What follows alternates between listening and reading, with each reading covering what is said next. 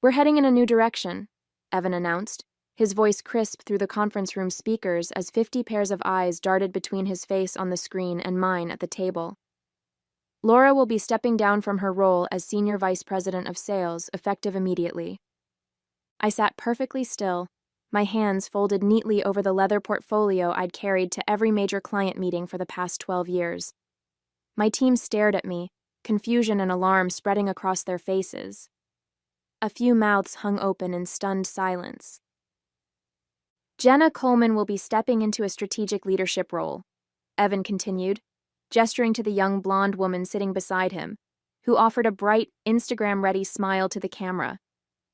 The room temperature seemed to drop 10 degrees. Jenna, the woman who'd been hanging on Evan's arm at company functions for the past month. The former lifestyle influencer with zero sales experience. The new girlfriend. My name is Laura Pickens, and at 54 years old, I'd built the entire sales department at Trellis Systems from nothing. When I joined over a decade ago, we were a struggling tech outfit with a decent product and abysmal market penetration. I spent my nights writing scripts, creating training manuals, and cold calling prospects while my contemporaries were planning for retirement. By year 5, I'd turned us into a national player. By year 10, we were landing multi-million-dollar accounts, almost all through personal client relationships I'd cultivated with painstaking care. I looked around the room at my team, the people I'd hired, trained, and mentored, the backbone of a company that now generated over $25 million annually. Their faces reflected back the same thought. This made no sense. Laura has been instrumental in building our sales infrastructure, Evan added, almost as an afterthought. And we thank her for her service. Service. Like I was being honorably discharged after a tour of duty. I could feel the weight of silent questions pressing down on the room. Why was this happening? Why hadn't anyone been informed? Why was the CEO's girlfriend taking over the most critical revenue-generating department in the company? But I didn't flinch. I didn't argue. I didn't show a flicker of the rage burning beneath my carefully maintained composure.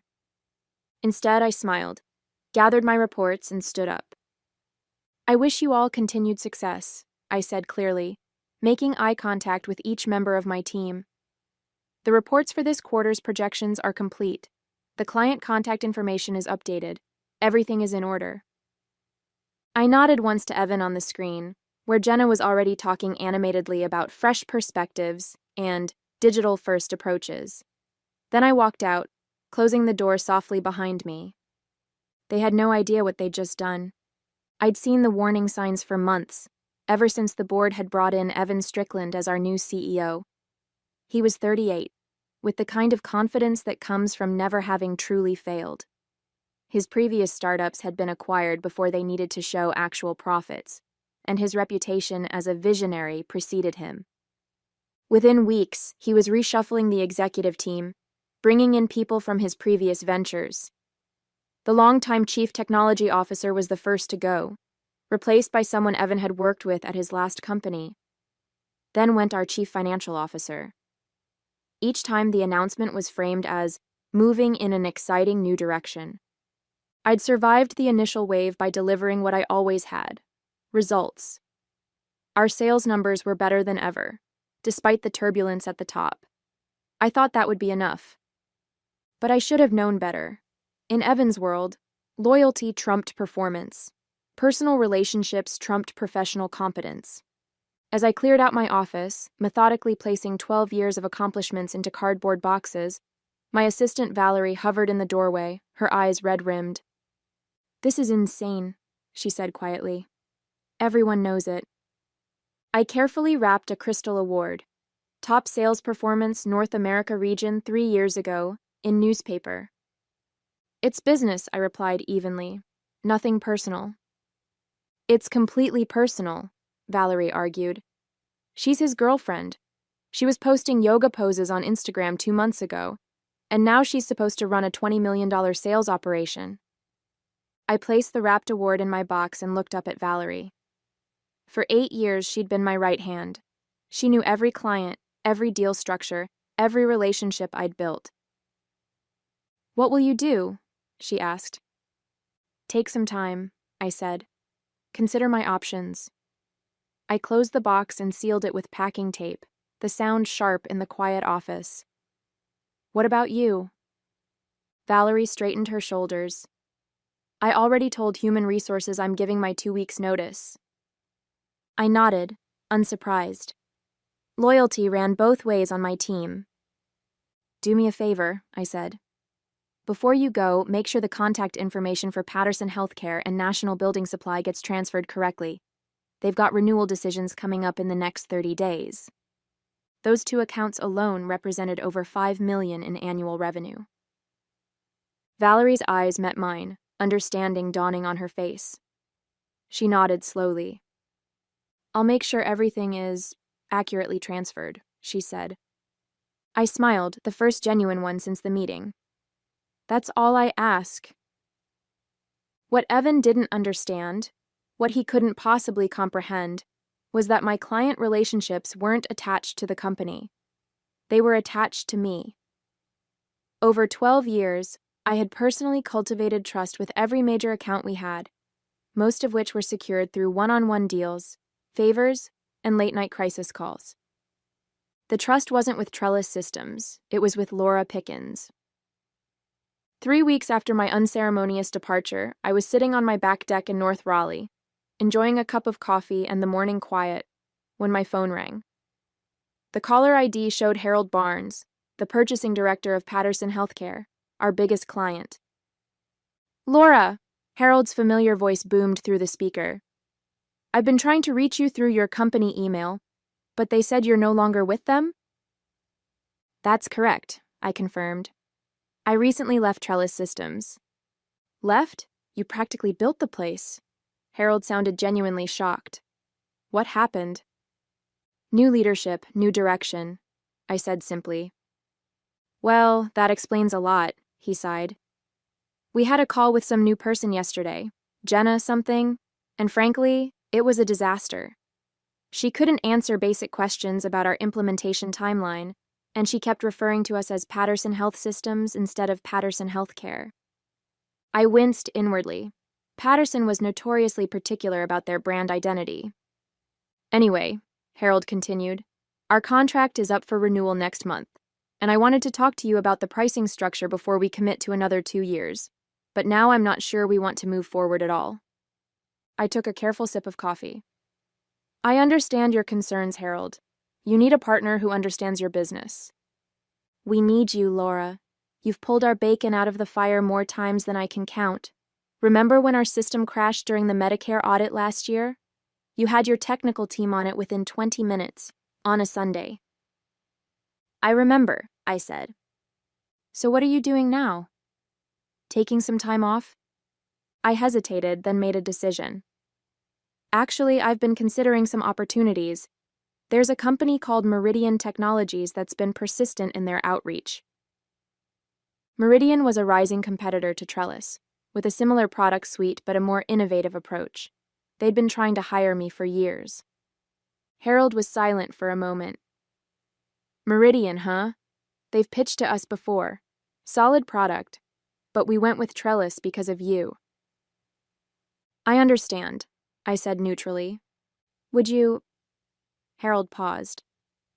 If you were to join Meridian, would you be handling the Patterson account? I imagine that would be part of the discussion, yes. Another pause. Then, interesting. Our IT director has been pushing for us to explore alternatives anyway. Maybe we should hold off on that renewal with Trellis, see how things develop. After I hung up, I sat looking at my phone for a long moment. Then I scrolled through my contacts and selected a number I'd saved but never called. Hello, this is Laura Pickens, I said when the call connected. I believe your CEO, Gregory Wilson, has expressed interest in meeting with me. I'd like to schedule that conversation now. The dam was about to break, and Evan Strickland had no idea what was coming. The offices of Meridian Technologies occupied 3 floors of a gleaming glass tower in downtown Raleigh. As I rode the elevator to the executive suite, I reflected on how different this was from my early days at Trellis, when we'd operated out of a converted warehouse with temperamental air conditioning and a coffee machine that worked only on Tuesdays. Gregory Wilson, Meridian's CEO, was waiting for me himself, a courtesy that spoke volumes after Evan's dismissive treatment. In his early 60s, Gregory had the confident bearing of someone who'd built his success brick by brick, rather than through flashy acquisitions. "Laura," he said warmly, extending his hand, "I can't tell you how pleased I am that you finally returned our calls." "Timing is everything," I replied with a small smile. His office had a wall of windows overlooking the city. As we sat down, I noted the framed photos on his desk. Family pictures, not the vanity shots of celebrities and influencers that had begun appearing in Evan's office. "I'll be direct," Gregory said. "We want you to build out our enterprise sales division. You've created something remarkable at Trellis, and we've been watching your work for years." "And what exactly would that role entail?" I asked, though I already had a good idea. "Executive Vice President of Sales and Client Relations. Full autonomy to build your team. Equity in the company. And," he leaned forward slightly, "the freedom to bring in the clients you believe would benefit from our platform." There it was, the unspoken understanding that I would bring my relationships with me. "That's a compelling offer," I acknowledged. "We're prepared to be competitive on compensation as well," Gregory added, sliding a folder across the desk. I opened it and carefully masked my reaction.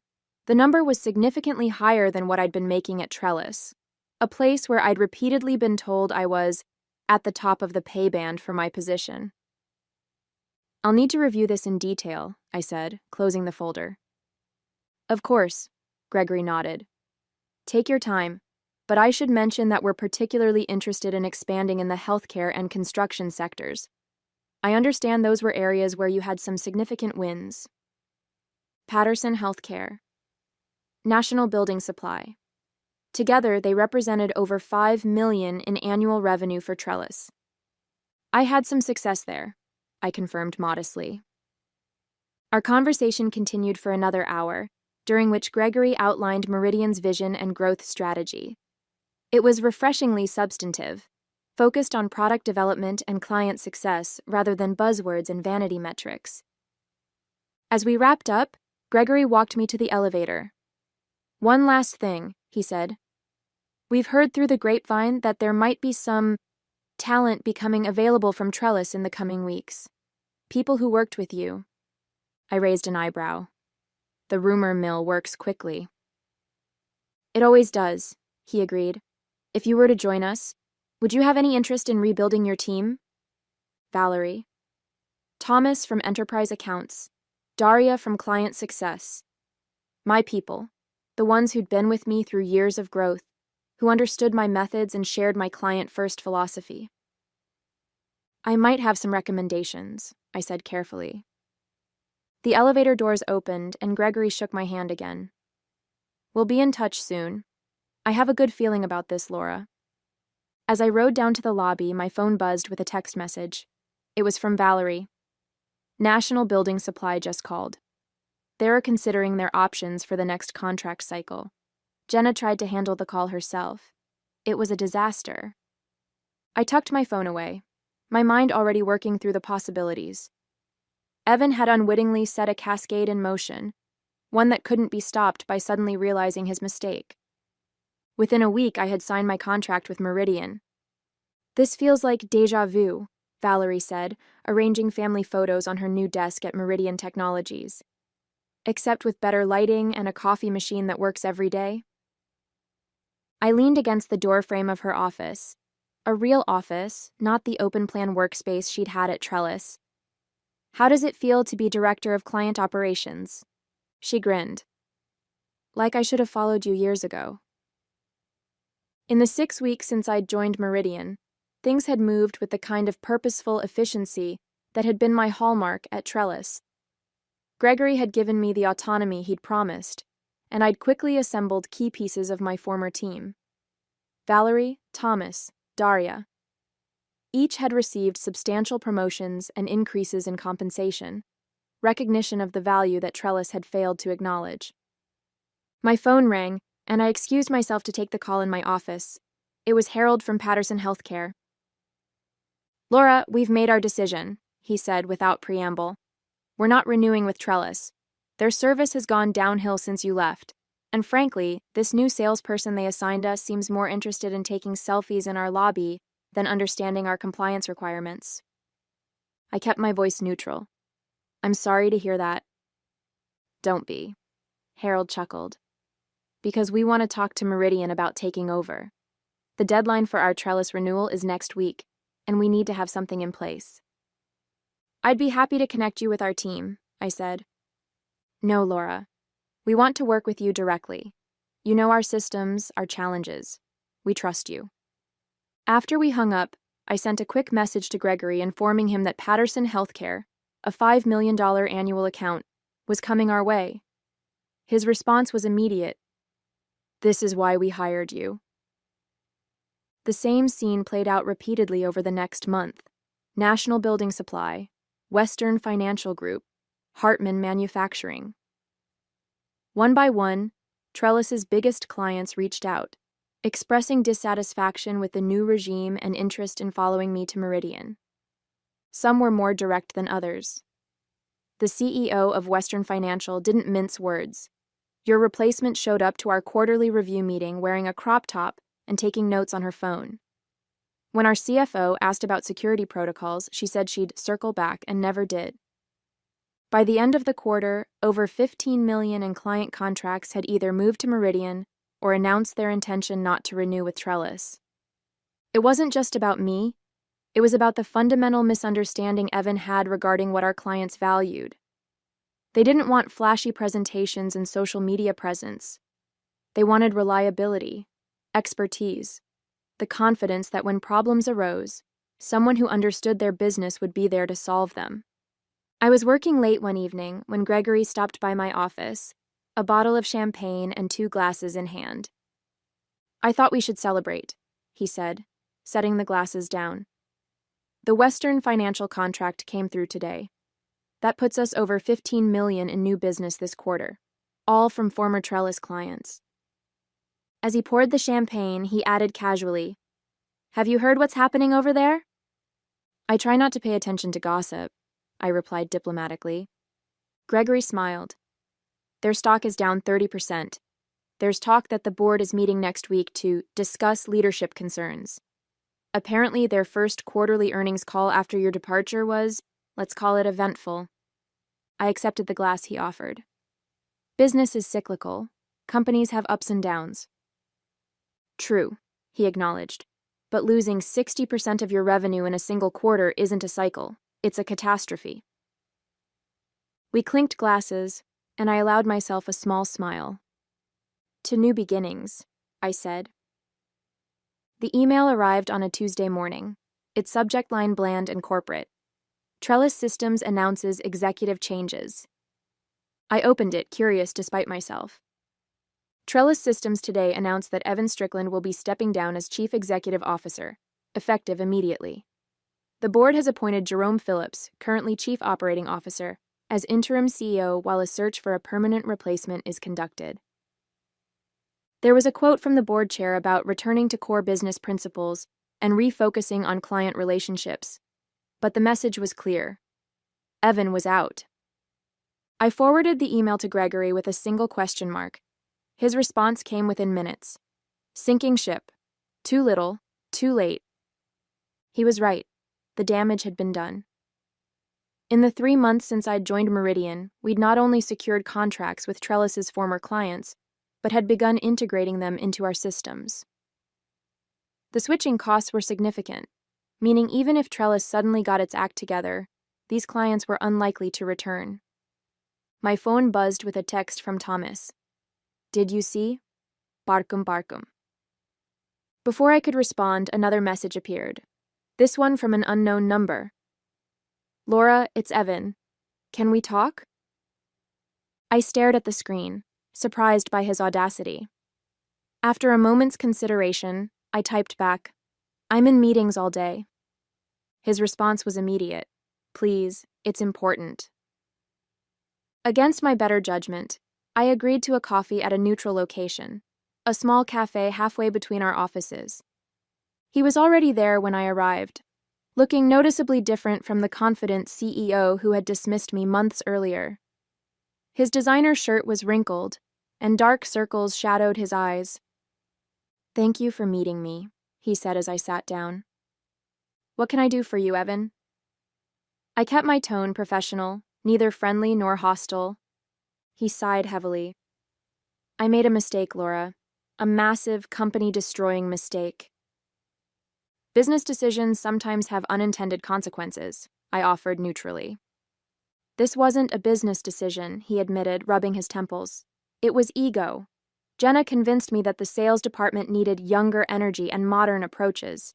She said clients wanted to work with people who understood digital transformation." I raised an eyebrow but said nothing. "The board fired her 2 weeks ago," he continued. "After the Patterson account left, they demanded answers. She had no idea how to handle client relationships at that level. None." "And now they've fired you too," I observed. He winced. "Technically, I resigned. But yes." He leaned forward, his voice low and urgent. "Laura, I want to make you an offer. Come back to Trellis. Name your price, your title. The board would approve anything to get the clients back." For a moment, I was speechless. The audacity was almost admirable. "Evan," I said finally, "those clients aren't coming back. They've signed multi-year contracts with Meridian. Their data has been migrated. Their teams have been trained on new systems." "But you could convince them." "I wouldn't even try," I cut him off. "They're happy where they are. We've given them everything Trellis promised, but failed to deliver." He slumped back in his chair, defeat written across his face. "The company is imploding. The board is talking about selling off assets." I felt a twinge of sadness for the company I'd helped build, for the people still there who had played no role in Evan's poor decisions. But business, as I'd learned, wasn't personal. "I wish you the best," I said, standing up, "but my future is with Meridian now." As I walked away, my phone buzzed with an email notification. It was from Gregory. "Western Financial just doubled their contract size. Board wants to fast-track your promotion to Chief Revenue Officer. Let's discuss tomorrow." I smiled. Sometimes the best revenge isn't about getting even. It's about moving forward and thriving. 6 months after joining Meridian, I stood at the podium during our company-wide meeting, addressing over 300 employees. The quarterly results displayed on the screen behind me told a story more powerful than any words could convey. Revenue, up 64% year over year. New enterprise clients, 17, 12 former Trellis accounts. Client retention rate, 98%. Stock price, increased 42% since last quarter. "These aren't just numbers," I told the assembled team. "They're the result of a fundamental philosophy, that business is built on relationships, expertise, and trust, not trends or personalities." From my position on stage, I could see my core team in the front row: Valerie, Thomas, Daria, and the others who had followed me from Trellis. Behind them were the new hires we'd brought on to handle our explosive growth, eager faces ready to learn the methodologies that had proven so successful. Today, I'm pleased to announce that Meridian has been recognized by Industry Standard magazine as the fastest-growing enterprise software company in the Southeast, I continued, pausing for the applause that erupted. "This achievement belongs to all of you." After the meeting, Gregory pulled me aside, a newspaper folded under his arm. "Have you seen this?" he asked, handing it to me. The business section headline read, "Trellis Systems acquired in fire sale, stock down 78% from peak." The article detailed how a larger competitor had purchased the struggling company for a fraction of its former valuation, with plans to absorb its technology and eliminate redundant positions. "I heard they're closing the Raleigh office entirely," Gregory said, "consolidating operations at their headquarters." I handed the paper back to him. "That's unfortunate for the employees." "Not all of them," Gregory smiled. "We've received over 40 applications from Trellis staff in the past week. Seems word has gotten around about our culture and leadership." I thought about the people I'd left behind. the ones who had built Trellis alongside me but hadn't been able to leave when I did. Tell HR to prioritize those applications, I said. There are some very talented people there who deserve better. The annual technology conference in Charlotte was always a significant event in our industry. Companies showcased their latest innovations, executives networked, and partnerships were formed. This year, Meridian had the largest booth on the floor, a reflection of our new status as a market leader. I was speaking with a potential client when I noticed Evan Strickland across the hall. He wasn't representing any company. His name badge simply read Consultant. Our eyes met briefly, and he quickly looked away, moving deeper into the crowd. Later that evening at the conference dinner, I found myself seated at the same table as Jerome Phillips, Trellis's former COO who had briefly stepped in as interim CEO before the acquisition. "Laura Pickens," he said, extending his hand. "I have to say, your departure created quite the cascade effect." "Business evolution," I replied diplomatically. "Companies adapt or they don't." Jerome chuckled. "That's one way to put it. Another would be that Evan Strickland made the costliest mistake in the company's history when he replaced you with his girlfriend." I took a sip of water. "How are things post-acquisition?" "Brutal," he admitted. "Most of the executive team is gone. The acquirer kept some of the development staff, but that's about it." He leaned in slightly. "Between us, Evan's reputation is shot. He's been trying to land another CEO role for months, but no board will touch him after the Trellis implosion." I nodded, but offered no comment. "And Jenna," Jerome continued, shaking his head, "last I heard, she's back to posting lifestyle content on social media. Her brief foray into corporate leadership didn't make it onto her profile." As dinner concluded, Jerome handed me his card. "If you ever have openings at Meridian, I'd love to talk. Some of us learned the hard way what happens when you discard the wrong person." I tucked his card into my jacket pocket. I'll keep that in mind. Looking around the elegant ballroom filled with industry leaders now eager to partner with Meridian, I couldn't help but smile at the irony. My greatest professional success had come not from climbing the corporate ladder, but from being unceremoniously pushed off it.